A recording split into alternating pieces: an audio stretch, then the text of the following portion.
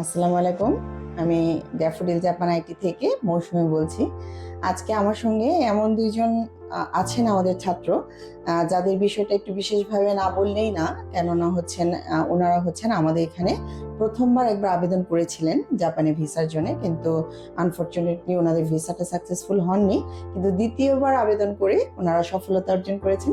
সেই বিশেষ দুজন ছাত্র আজকে আমার সঙ্গে উপস্থিত আছেন, যারা দীর্ঘদিন যাবৎ আমার সাথে পরিচিত এবং ড্যাফোডিল জাপান আইটির সঙ্গে এই দীর্ঘ পথ চলছেন। সো সেরকম দুজনের সঙ্গে আজকে আমি কথা বলবো।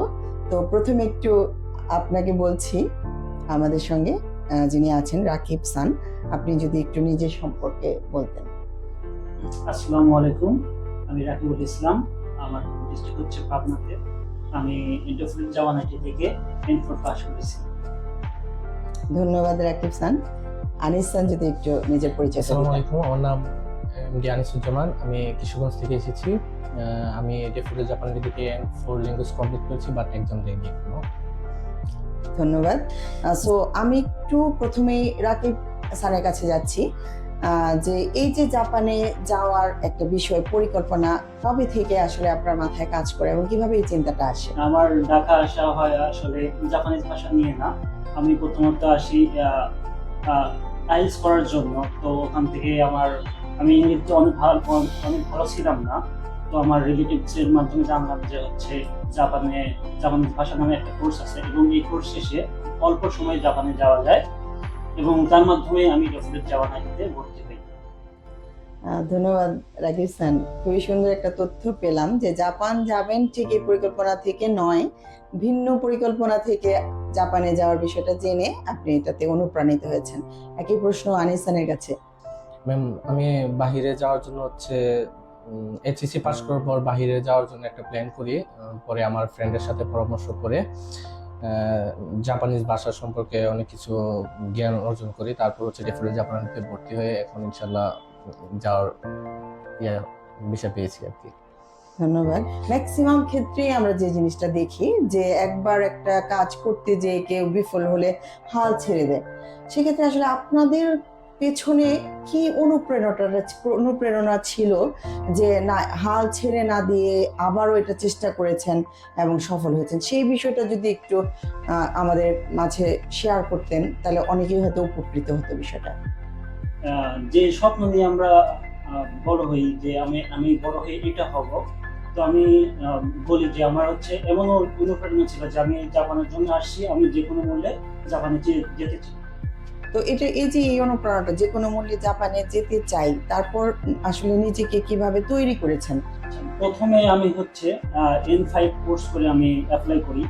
তো আমি আরো চাচ্ছিলাম যে লেভেলটা আপ করার জন্য। আমি পরে N4টা পাস করি, এবং N4 পাস করার পরে আমি আবার অ্যাপ্লাই করি, এবং N3 রানিং দেখে আরো লেভেলটা আপ করি।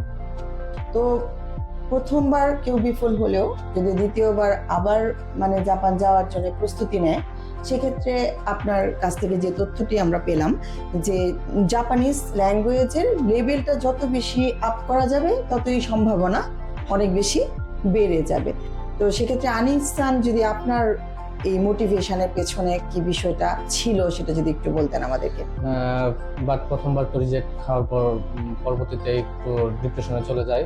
ওইটা থেকে কাটিয়ে উঠিয়ে যখন দেখি ডিজেটি থেকে অনেকে রিঅ্যাপ্লাই সাকসেস হচ্ছে, বাট ওনাদের সাকসেস হওয়া দেখে আমি আবার ডিজাইটি থেকে ফাইল প্রসেসিং এর জন্য আবেদন করি, এবং আমার ইমপ্রুভের জন্য ল্যাঙ্গুয়েজ সার্টিফিকেট, আরও আমার প্রোফাইল স্ট্রং করার জন্য আমি ল্যাঙ্গুয়েজটা কন্টিনিউ করে তারপর সার্টিফিকেট অর্জন করি। এভাবে আমার ধারাবাহিক এখন ভিসা ইনশাল্লাহ হাতে পেয়েছি।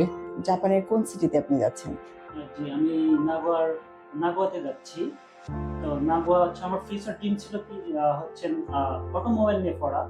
তো আমি অনেকজন থেকে জানাশোনার পরে দেখলাম যে নাগোয়া অটোমোবাইলের জন্য অনেক বিখ্যাত। আনিসানের সিটিটা কি সেম সিটিতে? জি ম্যাম, আমি নাগোয়া সিটিতে যাচ্ছি। তো বিজনেস স্টাডিজ ব্যাকগ্রাউন্ডের, সেক্ষেত্রে আমি হোটেল ম্যানেজমেন্ট ট্যুরিজম নিয়ে পড়তে ইচ্ছুক। সেই কারণে নাগোয়া সিটিতে যাওয়া। আর যেসব শিক্ষার্থী এখনো আমাদের বাংলাদেশে আছেন যারা জাপান নিয়ে আপনাদের মতোই স্বপ্ন দেখেছেন, বাট কোনো কারণে হয়তোবা তারা সফল হতে পারেননি, তাদের উদ্দেশ্যে কি আপনার কোনো কিছু বলার আছে? ম্যাম আমি বলবো ল্যাঙ্গুয়েজটা ভালোভাবে পড়াশোনা করে তারপর হচ্ছে জাপান যাতে মুভ করে, যদি ল্যাঙ্গুয়েজ পারে তাহলে জাপানের ওনাদের ড্রিম স্বপ্ন পূরণ করতে সাকসেস হবে আর কি। আপনার যদি কোনো মেসেজ থাকতো আমাদের আপকামিং স্টুডেন্টদের যারা জাপান নিয়ে স্বপ্ন দেখছে? আমি বলবো যে হচ্ছে যে জাপানে যেতে হলে মাস্ট বি এখন লেন 4 করে যাওয়া উচিত, এবং যত আপ থাকবে আপনার জাপানে তত শাইন করতে পারবেন। তো দুজনকেই আসলে অনেক ধন্যবাদ জানাচ্ছি আমাদের অনেক প্রয়োজনীয় তথ্য দেওয়ার জন্য, এবং আমাদের এই সফলতাটা শুধু আপনাদের না, পাশাপাশি আমাদেরও একটা বিরাট অ্যাচিভমেন্ট। বাট আপনাদের দুইজনের এই সফলতা যেন আরো মানুষকে অনুপ্রাণিত করে এবং সফল করে দেয়। আপনাদের জন্য অনেক শুভকামনা রইল। ধন্যবাদ আপনাদের দুজনকে।